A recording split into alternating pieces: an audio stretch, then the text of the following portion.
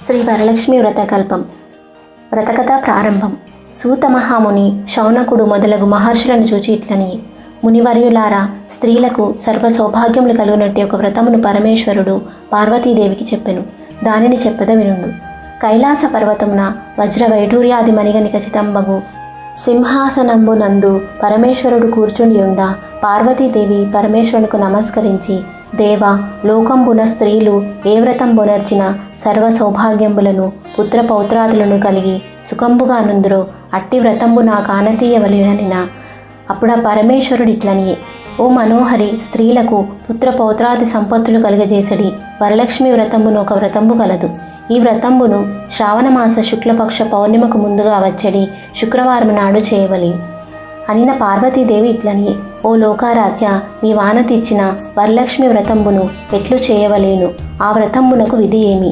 ఏ దేవతను పూజింపవలయును? పూర్వంబెవరైనా ఈ వ్రతం ఆచరింపబడియ సవివరముగా వచింపవలయునని ప్రార్థించిన పరమేశ్వరుడు పార్వతీదేవిని గాంచి, ఓ కాత్యాయిని, వరలక్ష్మి వ్రతమును సవిస్తరంబుగా చెప్పెద వినుము. మగధ దేశంబున కుండినంబను ఒక పట్టణం కలదు. ఆ పట్టణము బంగారు ప్రాకారంబులతోడును బంగారు గోడలు గల ఇండ్లతోడును గూడియుండు. అట్టి పట్టణం నందు చారుమతి అను ఒక మహిళ కలదు. ఆ వనితామణి ప్రతిదినంబును ఉషకాలంబునే మేల్కొంచి స్నానంబు చేసి పెద్దలకు అనేక విధంబులైన ఉపచారంబులను చేసి ఇంటి పనులను చేసుకొని మితముగాను ప్రియముగాను భాషించుచుండెను.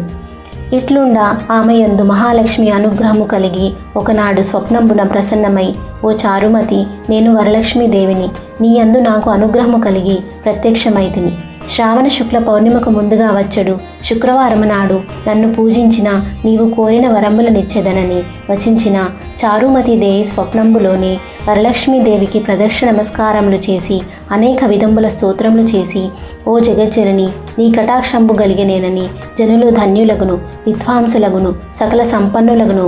నేను జన్మాంతరంబున చేసిన పుణ్యం విశేషం వలన నీ పాదదర్శనంబు నాకు కలిగినని చెప్పిన మహాలక్ష్మి సంతోషంబు చెంది చారుమతికి అనేక వరంబులిచ్చి అంతర్ధానంబునుంది.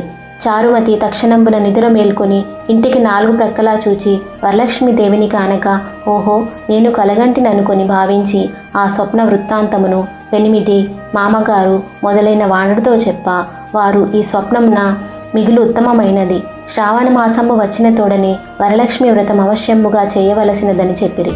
పిమ్మట చారుమతియును స్వప్నంబు విన్న స్త్రీలను శ్రావణ మాసంబు ఎప్పుడు వచ్చునాయని ఎదురు చూచుచుండిరి. ఇట్లుండగా వీరి భాగ్యోదయంబు వలన శ్రావణ మాస పౌర్ణిమకు ముందుగా వచ్చడి శుక్రవారము వచ్చెను.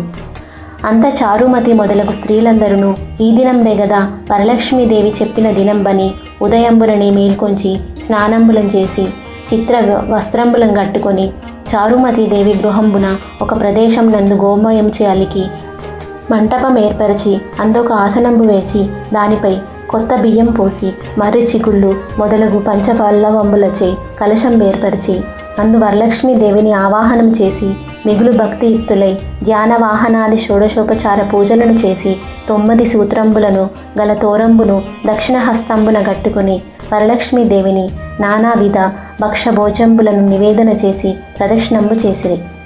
ఇట్లొక ప్రదక్షిణం చేయగానే ఆ స్త్రీల కొందరికి కాళ్ళ యందు గల్లు గల్లుమన్న ఒక శబ్దము కలిగి అంతా కాళ్ళు చూచుకొనిన గజ్జలు మొదలగు ఆభరణములు కలిగి ఉండగా వారందరూ, ఓహో, వరలక్ష్మీదేవి కటాక్షము వలన కలిగినవని పరమానందమునుంది మరి ఒక ప్రదక్షిణంబు చేయ హస్తములందు దగద్ధాగాయ మానంబుగా పొలియచుండు నవరత్న ఖచ్చితంబులైన కంకణములు మొదలగు ఆభరణములుండుట గనిరి.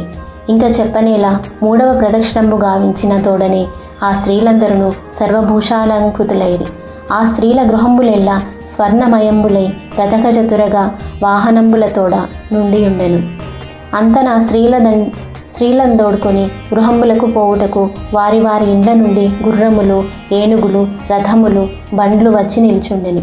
పిదప చారుమతి మొదలు స్త్రీలందరూ తమచే కల్పోక్త ప్రకారముగా పూజ చేయించిన పురోహితునికి 12 కుడుములు వాయనదానం ఇచ్చి దక్షిణ తాంబూలంబులొసంగి ఆశీర్వాదంబు నొంది వరలక్ష్మీదేవికి నివేదన చేసిన భక్షాదులను బంధువులతోడ ఎల్లరును భుజించి తమ కొరకు వచ్చి కాచియున్న గుర్రములు, ఏనుగులు మొదలగు వాహనములనెక్కి తమ తమ ఇండ్లకు పోవచ్చు ఒకరితోనొకరు ఓహో చారుమతి దేవి భాగ్యం వేమని చెప్పవచ్చును. వరలక్ష్మీదేవి తనంతటా స్వప్నంలో వచ్చి ప్రత్యక్షం వాయెను. ఆ చారుమతి దేవి వలననే గదా మనకిట్టి మహాభాగ్య సంపత్తులు కలిగినని చారుమతి దేవిని మిక్కిలి పొగుడుచు తమ తమ ఇండ్లకు పోయిరి. పిదప చారుమతి మొదలగు స్త్రీలందరూ ప్రతి సంవత్సరమును ఈ వ్రతంబు చేయుచు పుత్రపౌత్రాభివృద్ధి కలిగి ధన కనక వస్తువాహనములతోడు కూడుకొని సుఖంబుగా నుండి. కావున ఓ పార్వతి, ఈ ఉత్తమమైన వ్రతమును అందరూ చేయవచ్చును. అట్లొనర్చిన సర్వ సౌభాగ్యములను కలిగి సుఖంబుగా నుందురు. ఈ కథను వినువారలకును చదువువారలకును వరలక్ష్మి ప్రసాదము వలన సకల కార్యంబులు సిద్ధించునని పరమేశ్వరుడు పలికెను. వరలక్ష్మి వ్రత కథ సంపూర్ణం.